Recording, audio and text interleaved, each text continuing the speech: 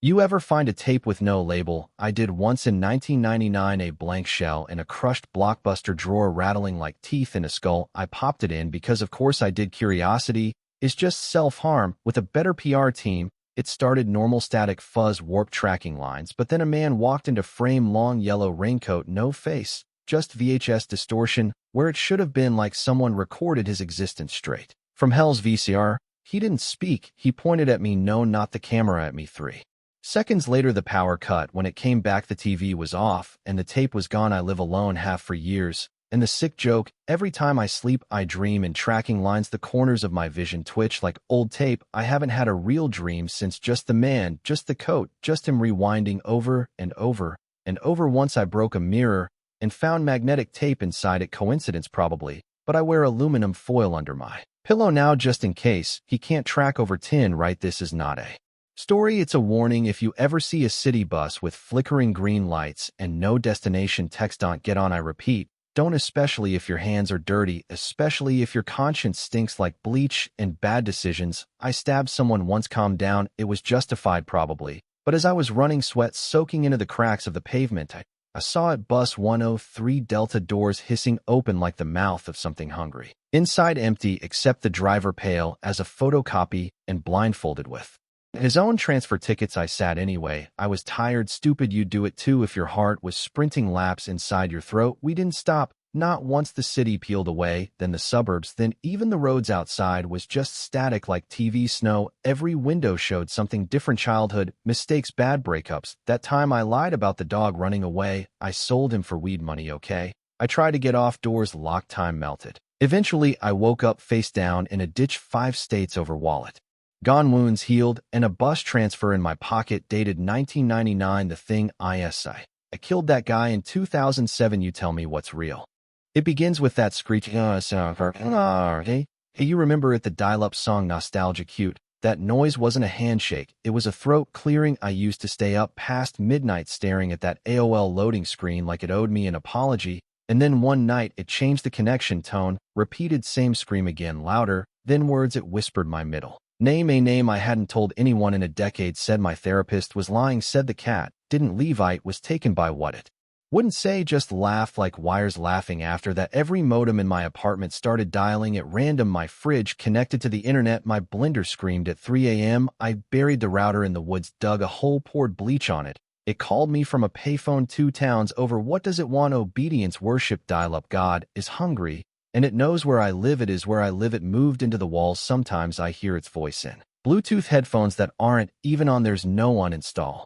There's only surrender or static. He doesn't blink, that's the first thing they say, that, and never smile back. Kids in 99 told stories about Smiley showing up behind the monkey bars dressed like a magician who got rejected from Vegas. Oversized trench coat. Tiny had a mouth way too wide for his face, like someone tried to Photoshop a jack-o'-lantern onto a human being and just gave up halfway. He never asked for money, no, he wanted secrets. Tell me what your parents hide in the dresser. Head, purr, whisper what your teacher does when the classroom's empty. And if you told him, head, make things happen. Your bully gets chickenpox. Your hamster comes back from the dead. Your report card suddenly glows like Christmas. But if you lied, you'd wake up with your mouth stretched wide open, smiling forever. Some say he was just a man, a sicko, but I met him once. I was 10. I told him about the neighbor who buried jars behind his shed. Smiley smiled so hard his face split. Said, you're honest, you'll grow up crooked. He was right. I see him sometimes on my walks in reflective surfaces in dreams where teeth grow like weeds. He never blinks, and I've never smiled again. You don't find the 404 house, it finds you when you click the wrong link at the wrong time on a browser that shouldn't exist on a computer that you forgot how you got. I was looking for cheat codes for Tony Hawk's Pro Skater like a normal 90s degenerate, but the link glitch said error 404 file not found. But then it loaded anyway, a black screen, then a diagram, a house plan shifting in real time. Each time I blinked, a new hallway appeared. Each reload brought new rooms. Regret, storage, basement of echoes.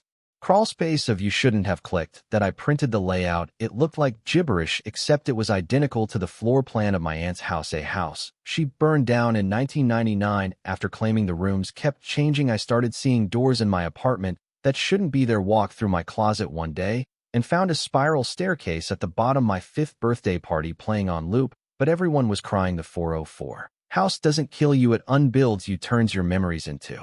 Drywall turns your grief into support beams, you become part of it pixel by pixel, brick by brain. I don't remember how many floors it has. I don't remember my own floor. I'm typing this from the pantry. I think let's talk about mascots. Cute, right? Tony the Tiger, the Kool-Aid Man, maybe that dumb red M&M. But in 1999, there was one that no one remembers because no one wants to Mr. Salty. He wasn't supposed to exist. Nabisco denies everything, but I remember he was a man-sized pretzel with gnarled arms and tiny eyes that blinked sideways. His smile looked like it was drawn with broken crayons. His voice, wet like mouthwash poured over a cursed ventriloquist dummy. He appeared in a single commercial, aired once 2 a.m. Nickelodeon rerun, said something like, Mr. Salty, and I live in your snack drawer. I didn't sleep for 3 weeks after that ad aired. Weird things happened. One kid in my class forgot how to speak English for a day. Another drew endless loops of pretzels in his notebook, crying the whole time. And one kid, Ricky, I think, bit someone during lunch and screamed, he's too salty. Then everything vanished. The ad, the boxes, the snacks, like it never existed. But it did. Some nights I dream about him crawling out of the pantry, flaking salt behind him like breadcrumbs, whispering open wide. Every time I eat a pretzel now, I feel like I'm chewing a memory I'm not supposed to have. There were only 2 rules in my house growing up: don't touch Dad's war medals, and don't ever flip past Channel 99. But there was something in that forbidden zone between static snow and blue screen silence. Channel 7X. It didn't have a logo, no show titles. Just grainy VHS footage of people sleeping, not actors, real people, their chests, rising blankets, shifting eyes fluttering beneath lids. I watched for 3 hours once before I realized one of them was me and I hadn't been asleep, yet I tried to tell someone.